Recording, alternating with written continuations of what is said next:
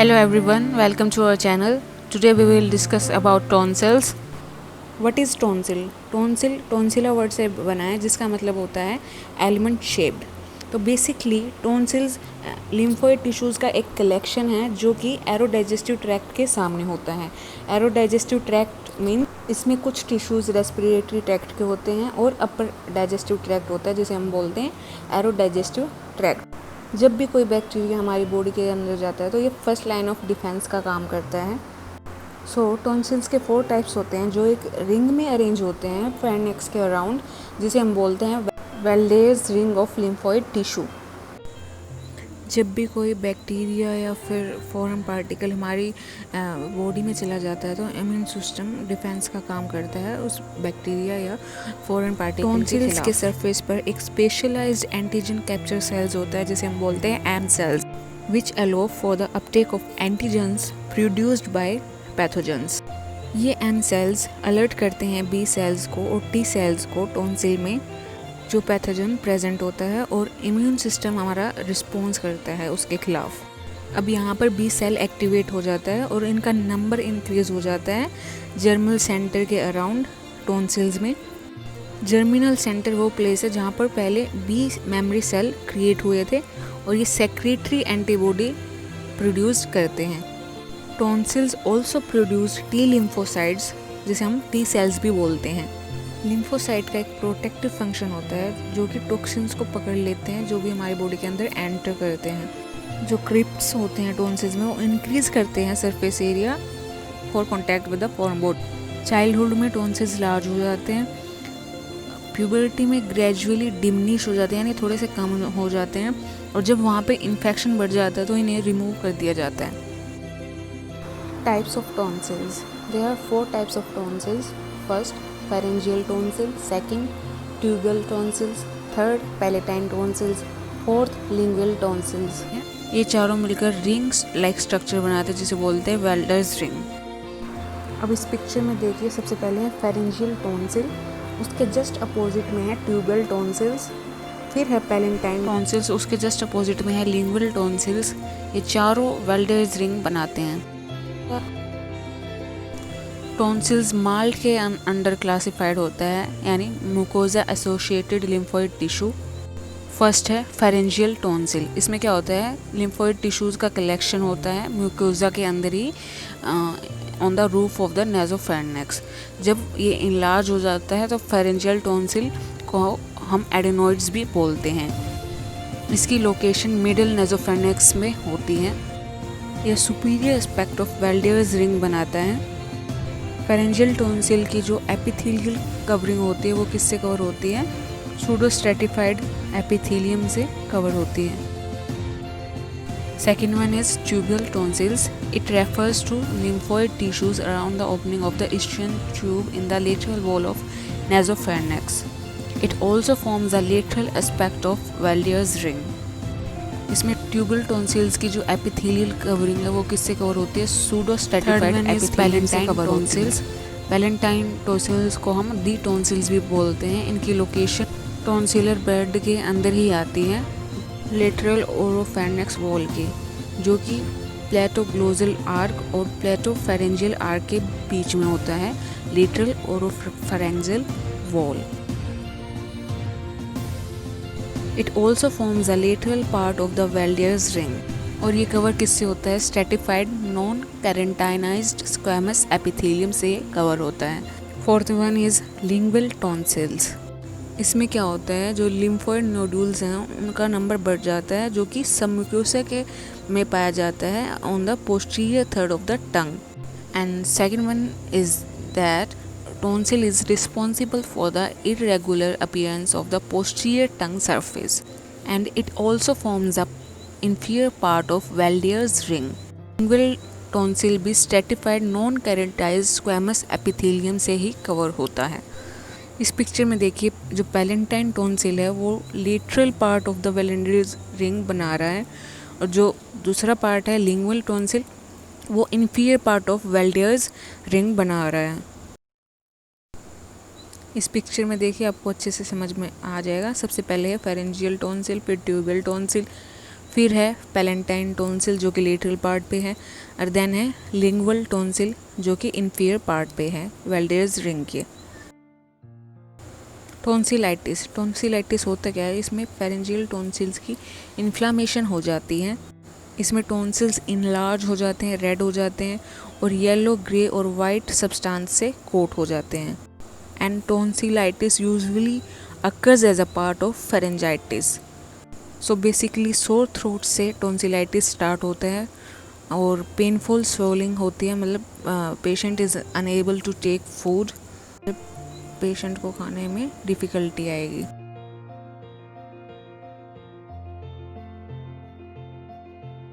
Anatomy, normal state में टोंसिल्स pink colour के होते हैं, जो कि उसके सराउंडिंग में टिश्यूज़ होते हैं वो भी पिंक ही कलर के होते हैं और सेम साइज़ के होते हैं। एंड टोंसिल्स एडनॉइड्स के साथ फर्स्ट लाइन ऑफ डिफेंस का काम करते हैं अगेंस्ट इन्फेक्टिव ऑर्गेनिज्म। पैथोलॉजी, जब टोंसिल्स इन्फ्लाम्ड हो जाते हैं तो वो रेड और स्वोलन हो जाते हैं और वहाँ पे पस की फॉर्मेशन हो जाती है और वहाँ से डिस्चार्ज होना स्टार्ट हो जाता है। रिकरेंट इन्फेक्शंस के केस में टोंसिल्स स्वोलन हो जाते हैं टाइम के साथ और वहाँ वो दोनों आपस में ऑलमोस्ट टच ही हो जाते हैं। चिल्ड्रंस में काफ़ी देखने को मिलता है टोंसिलाइटिस, और यहाँ पे कोई भी जेंडर प्रीडायलेक्शन नहीं है, मतलब ये ज़रूरी नहीं है मेल को ही हो या फिर फीमेल को ही हो, किसी को भी और किसी भी एज ग्रुप में ये हो सकता है। कॉजेज़ ऑफ टोंसिलाइटिस, यानी क्या कारण है टोंसिलाइटिस के, जैसे poor oral hygiene, upper respiratory tract infection हो सकता है या फिर पोस्ट नेजल डिस्चार्ज हो सकता है। इसके पॉजिटिव फैक्टर्स क्या क्या देखने को मिलेंगे, जैसे स्ट्रेप्टोकोकस मिलेगा या फिर स्टेफलोकोकस की वजह से हो सकता है या फिर न्यूमोकोकस की वजह से हो सकता है या फिर हीमोलाइटिक इन्फ्लुएंजा की वजह से हो सकता है या फिर हीमोलाइटिक स्ट्रेप्टोकोकस इसका मोस्ट कॉमन इन्फेक्टिंग ऑर्गेनिज्म है।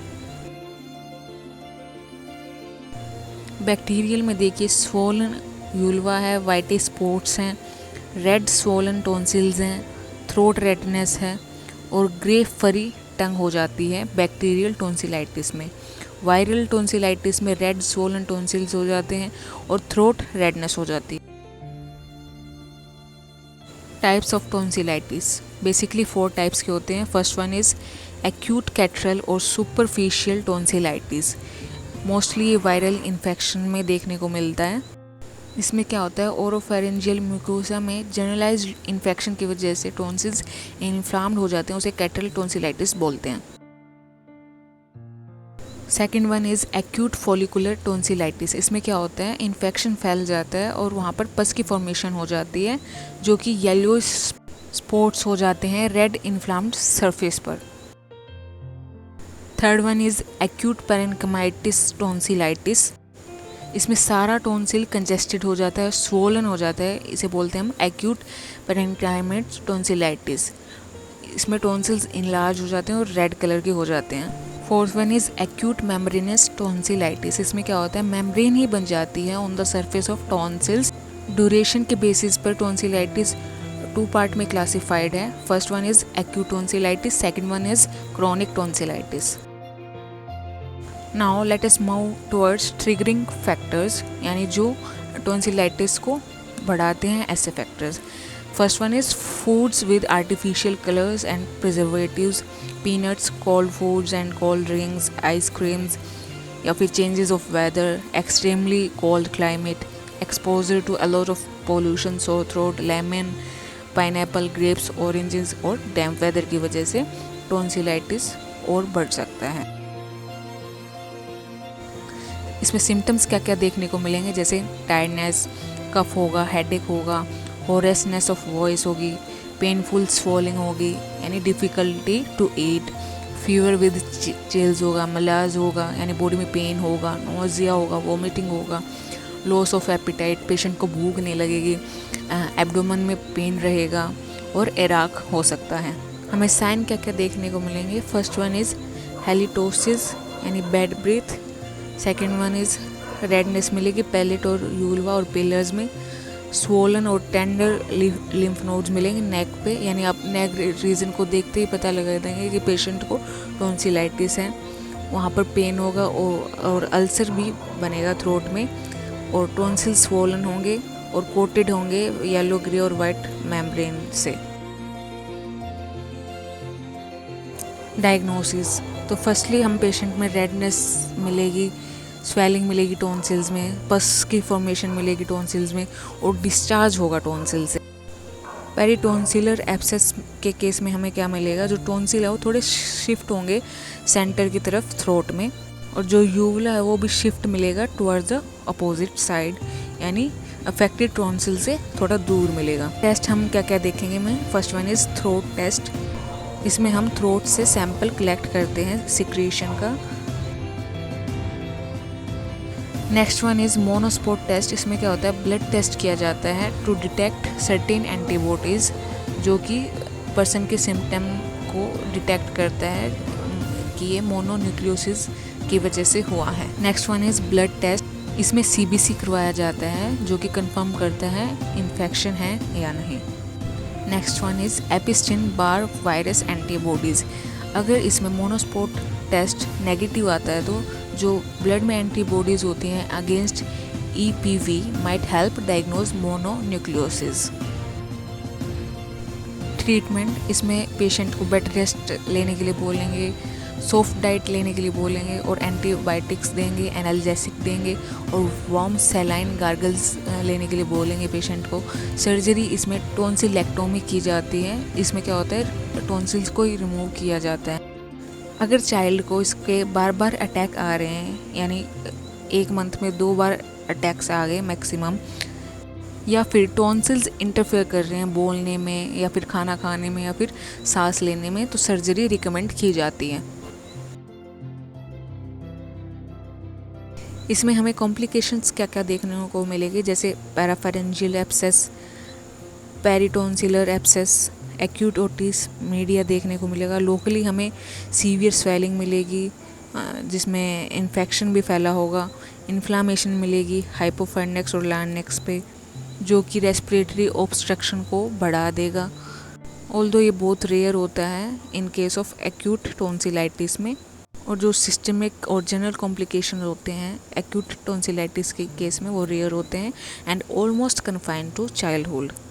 इसमें सेप्टिसीमिया भी हो सकता है अगर एक्यूट टॉन्सिलाइटिस अनट्रीटेड हो, with septic abscess, septic arthritis और मेनिंजाइटिस। आयुर्वेदा में इसे तुंडी केरी से कोरिलेट किया गया है। शोथ स्थूलस्थ तोद धा परापाकी प्रभोक्ताभ्याम तुंडी केरी मता तु, मतलब कफ और रक्त से जो उत्पन्न होने वाले मोटे और जलन पाक युक्त शोथ को तुंडी केरी कहते हैं। इसमें गाल, तालु संधि तथा हनु संधि के समीप दोनों पार्श्वों में एक ग्रंथियां होती हैं, उसे टॉन्सिल कहते हैं। आचार्य वाग्भट अनुसार गले में हनु संधि के समीप कारियस फल के समान पिच्छिल, मंद, वेदना युक्त और शोथ हो जाता है, उसे तुंडी केरी कहते हैं। इसकी चिकित्सा शस्त्र क्रम द्वारा की जाती है। इसमें प्रतिसारण, कवल और छेदन क्रम भी किया जाता है।